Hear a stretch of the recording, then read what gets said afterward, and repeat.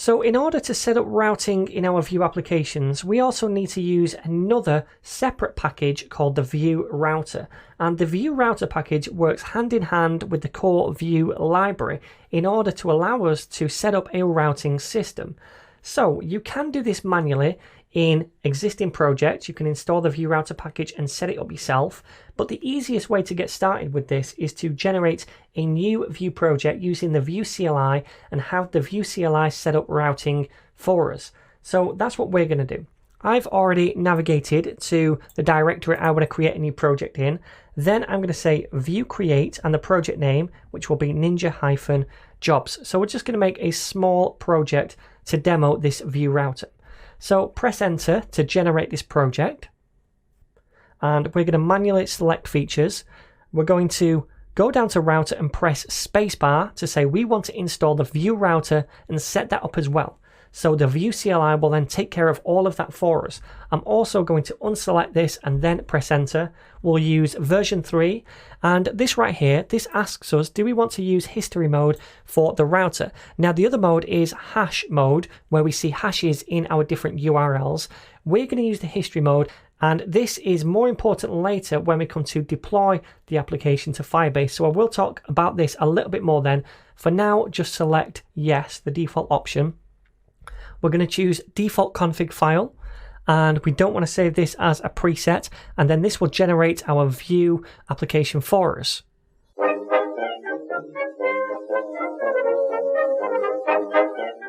Okay then, so once that's done, like always, I'm going to cd into the new project directory, ninja-jobs in this case, press enter, and then I'll type code, space, and then full stop, press enter to open it up in Visual Studio Code.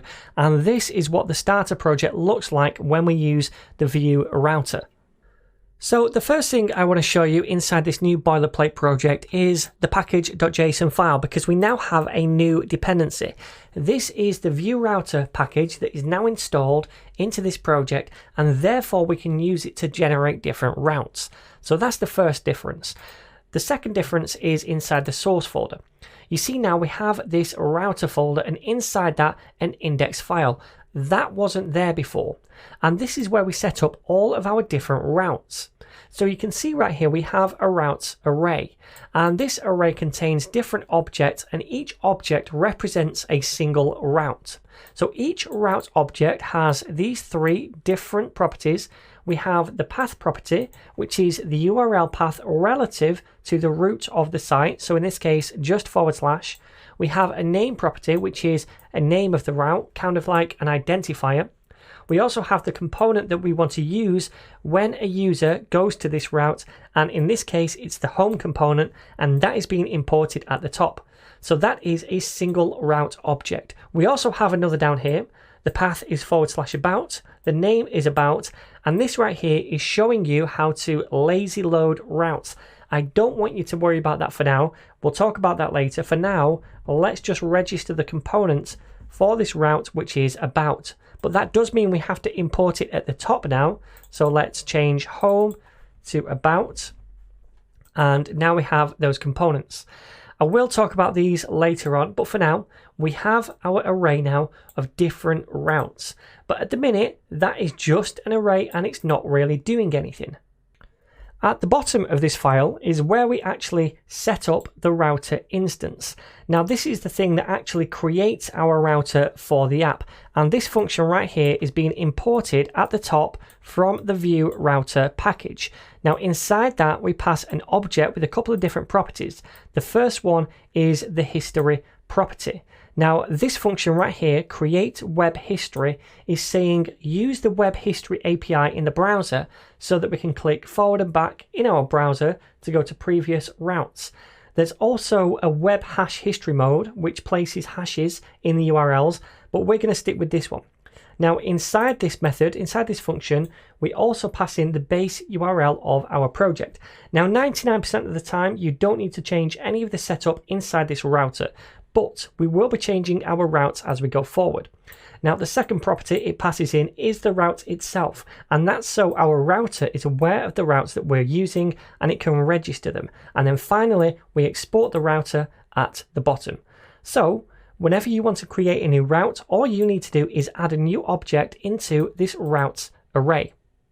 So this router now that we export at the bottom is being used inside the main.js file where we kickstart the app.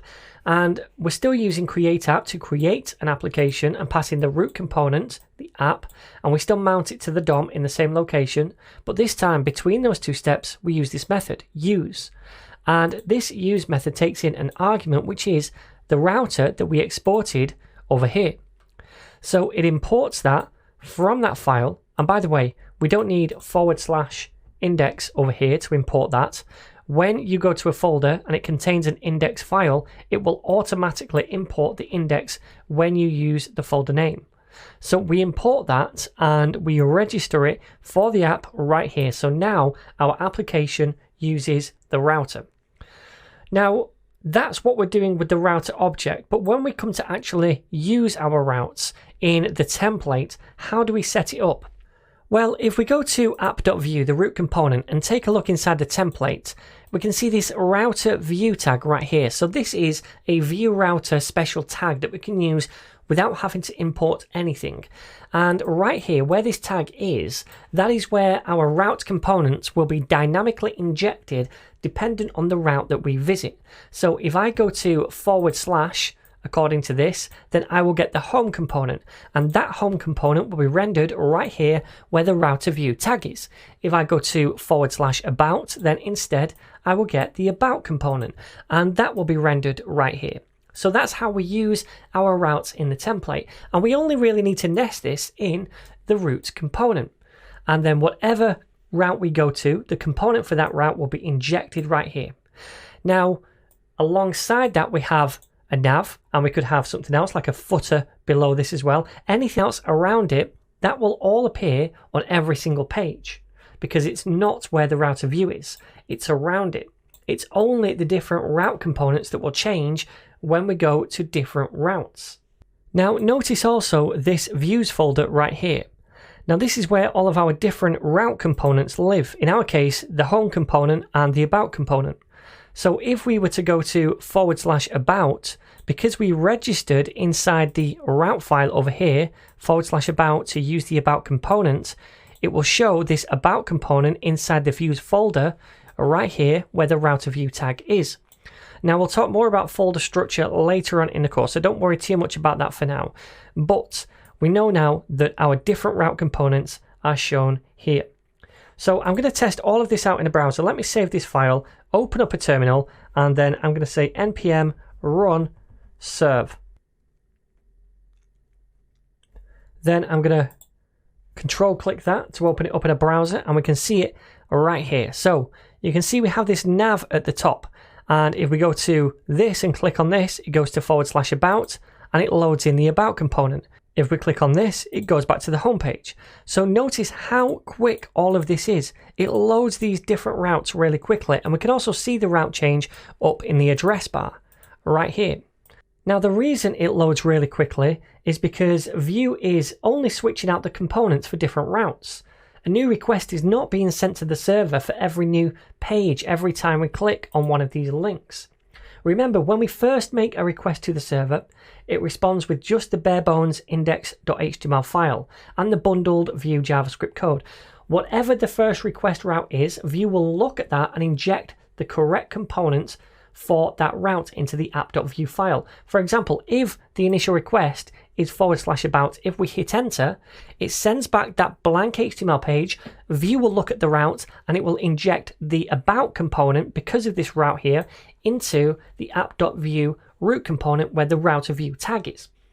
Now thereafter, anytime we navigate around the website by clicking these different links, Vue is going to intercept the request for the new route, and then it will look at that requested route and swap in the relevant components into the app.vue file. So all of the routing is done in the client in the browser, and the requests for new pages are not sent to the server. And this is what makes the app much faster and slicker. Now, the way Vue does this, intercepting new page requests, is by using a special tag called a router link, which if we minimize this, we can see right here, and we'll talk more about those in the next lecture.